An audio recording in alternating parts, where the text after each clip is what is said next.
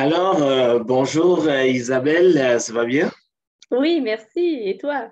Ouais, merci beaucoup. Ça va super bien. Écoute, je te remercie énormément de t'être rendu disponible cet après-midi. Donc, l'objectif de notre entretien aujourd'hui, comme je te l'ai mentionné par courriel, est d'aborder en fait les PMT, donc les programmes d'apprentissage en milieu de travail, donc qui sont gérés par Emploi Québec.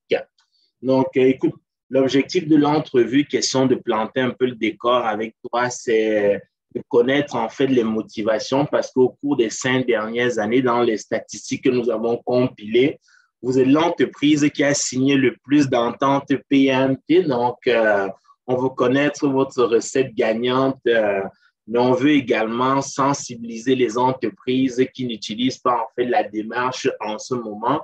Il y en a quand même plusieurs parce que sur les entreprises admissibles actuellement au PMT, en fait, qui sont dans le secteur spécifique à l'industrie textile, il y a à peine un tiers des entreprises, en fait, qui les utilisent. Donc, que deux tiers qui n'utilisent pas les programmes d'apprentissage en milieu de travail. Donc, on veut vraiment, en fait, briser cette barrière-là. Donc, on compte sur toi, c'est ça, pour nous donner quelques éléments de réponse à fournir, c'est ça, à ces entreprises-là. Écoute, on va commencer notre entretien avec juste un petit retour au niveau de l'historique. Comment est-ce que tu mentionnais en fait il y a quelque temps que lorsque tu es entré en poste, déjà en fait pour ceux qui vont nous écouter, j'aimerais que tu te présentes. Ensuite, je vais pouvoir faire la même chose. Oui, oui, je m'appelle Isabelle Primo. Je suis la responsable des ressources humaines chez Les Textiles 3 et Services de moulinage industriel. Donc, je suis en place déjà depuis 2 ans et demi. OK, mais écoute, merci beaucoup Isabelle. Donc, moi, en tant que chargé de projet en ressources humaines au comité sectoriel du textile, on a en fait le mandat, c'est ça, d'accompagner les entreprises de notre industrie et on adore collaborer avec toi et votre organisation. Donc, au niveau de la gestion des ressources humaines, dès ton entrée en poste, tu mentionnais en fait que les PMT, c'est ça, en fait, l'entreprise les utilisait déjà, mais as-tu une vague idée en fait de la façon dont vous avez entendu parler des PMT? Est-ce que c'était via le comité sectoriel, une autre entreprise du secteur ou en fait des représentants d'Emploi Québec? Je crois qu'à ce moment-là, c'était directement Emploi Québec là, qui nous en avait parlé, probablement avec une subvention pour mettre en place le projet. Pour mettre en place le projet. Oui. OK, excellent. Mais écoute, merci beaucoup. Euh, Dis-moi en fait de ce que l'on peut voir au niveau quand même des avantages d'un programme d'apprentissage en milieu de travail. Il y a évidemment l'obtention du crédit d'impôt pour l'entreprise. Il y a quand même un guide qui existe au niveau en fait de chacun des métiers, donc qui permet de mettre en place une formation structurée. Il y a le fait que oui, ce sont des programmes qui sont axés sur des métiers, on va dire, en fait, quand même techniques. Mhm. Il y a aussi, en fait, la loi du 1% qui s'applique, donc, parce que vous pouvez, en fait, déclarer les coûts de formation, donc, reliés, c'est ça, à l'intégration d'un programme. En fait, de tous ces avantages-là, à moins que tu en vois d'autres, c'est quoi, en fait, les avantages qui s'appliquent, en fait, le plus à votre entreprise? Je dirais en fait que ça nous permet d'être un peu plus structuré parce que c'est des cahiers, donc ça force les formateurs à avoir une structure, à suivre la formation selon les modules enseignés. Et aussi, il y a de la formation qui est offerte aux formateurs, donc ça permet de garder nos formateurs à jour. Là, c'est pas n'importe qui peut donner ces formations-là. Et évidemment, le crédit d'impôt, de notre côté, oui, on est admissible pour le 1% dans une des deux compagnies, mais l'autre, non. Donc, ça nous permet d'avoir un crédit d'impôt pour cette compagnie-là qu'on n'aurait pas de toute façon, étant donné qu'on n'est pas admissible au 1%. OK, je Donc, comprends, je comprends. oui. Ah, OK, mais écoute, démarche quand même pleinement satisfaisante pour Oui. vous. C'est excellent, mais parfait ça. Donc, OK, excellent. Donc, on va poursuivre. Dès l'instant, en fait, où vous inscrivez un nouvel apprenti, pourrais-tu nous donner, en fait, un peu les détails, c'est ça, sur la mise en place, en fait, l'interaction et la concertation avec les agents de Service Québec, donc, qui pilotent, c'est ça, en fait, entre autres aussi, comme tu disais, la formation de vos formateurs dès l'inscription d'un nouvel apprenti? Comment se déroule ce processus-là? En fait, c'est quand même très simple. Une fois que c'est démarré, là, avant même que l'employé arrive, nous, on s'assure de trouver le formateur qui va le former là, dès le jour 1. Mais on fait l'inscription après 2 semaines pour être certain. Des fois, on a des employés qui ne restent pas nécessairement.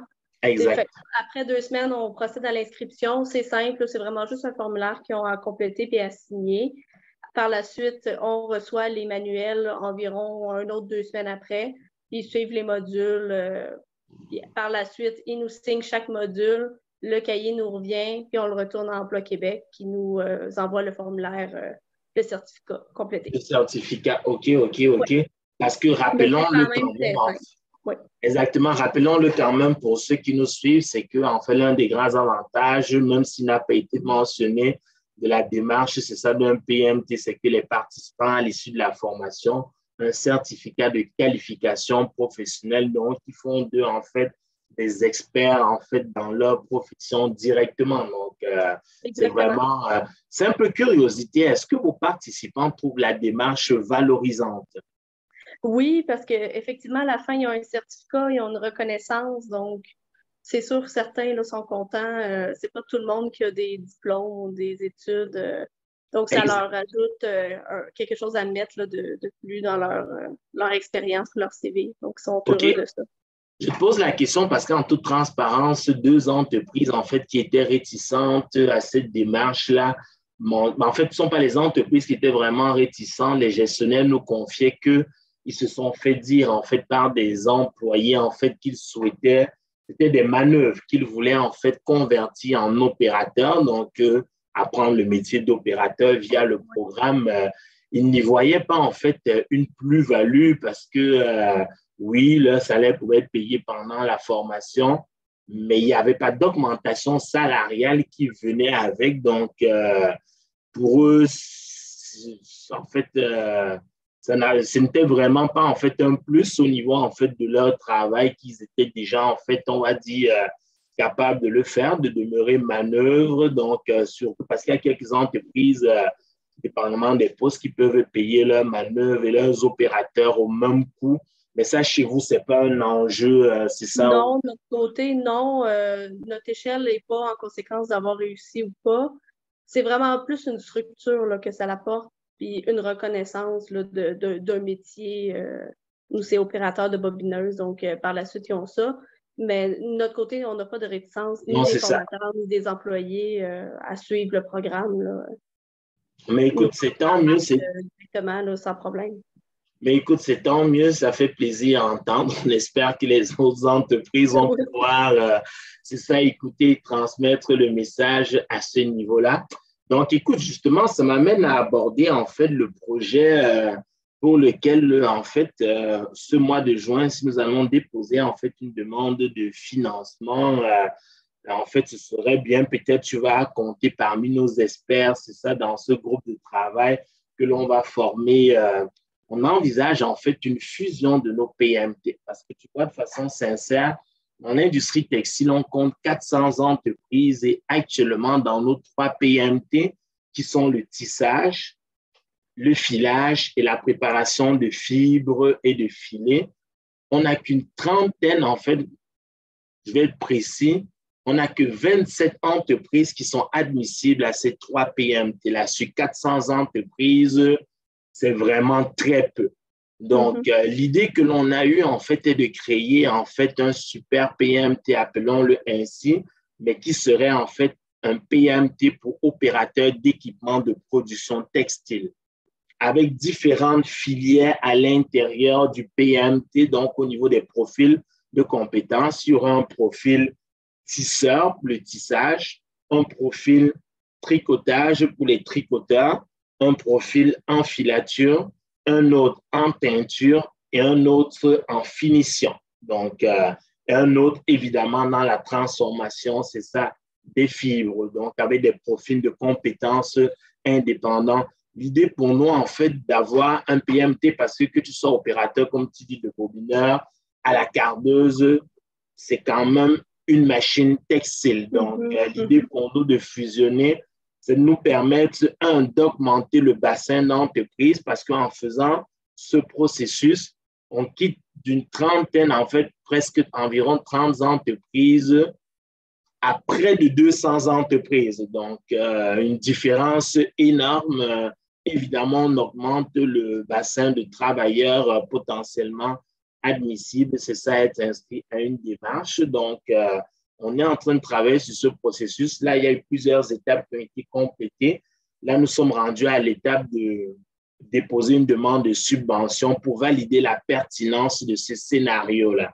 Est-ce que c'est nécessaire de fusionner ou simplement de faire une mise à jour des PMT actuels et de les laisser telles quelles? Donc, on veut vraiment grandement opter pour la fusion parce que ça va permettre justement à d'autres entreprises d'avoir accès au programme et ce n'est pas le cas actuellement parce que c'est déjà arrivé par le passé que plusieurs entreprises nous sollicitent pour avoir accès au programme, mais malheureusement, on leur disait que non, le programme ne vous est pas accessible.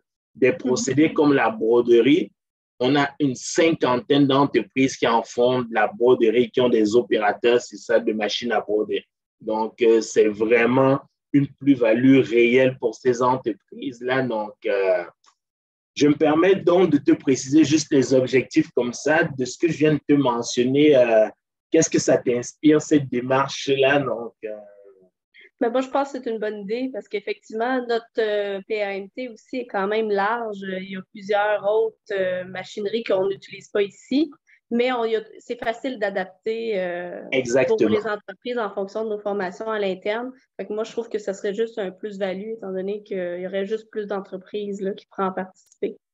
Mais écoute, merci beaucoup. Donc, écoute, on approche bientôt la fin de notre entretien, donc c'est dommage, mais écoute, on est pas mal occupé. Je sais que c'est ça, toi également, en cette période, c'est ça, donc fort occupé pour vous.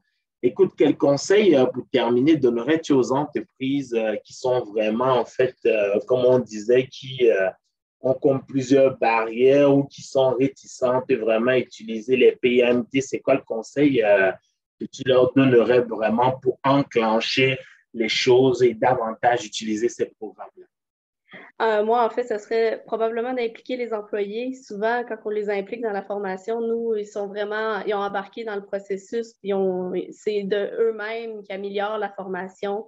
Donc, ça a l'air gros, mais ce n'est pas tant que ça. Une fois que c'est parti, là, c'est quand même facile et ça vaut la peine, là, vu les crédits et la structure que ça apporte. Mais écoute, ça fait vraiment plaisir. Ça fait plaisir d'entendre, Isabelle, parce qu'au nombre de fois, la première barrière qui est souvent, en fait, il y a 3 mois, si ma mémoire ne me fait pas défaut, nous avons fait en fait un sondage auprès justement des entreprises qui n'utilisent pas les PMT. La première barrière, le premier frein qui était mentionné par les entreprises pour ne pas utiliser ces programmes, c'était que c'était la lourdeur administrative.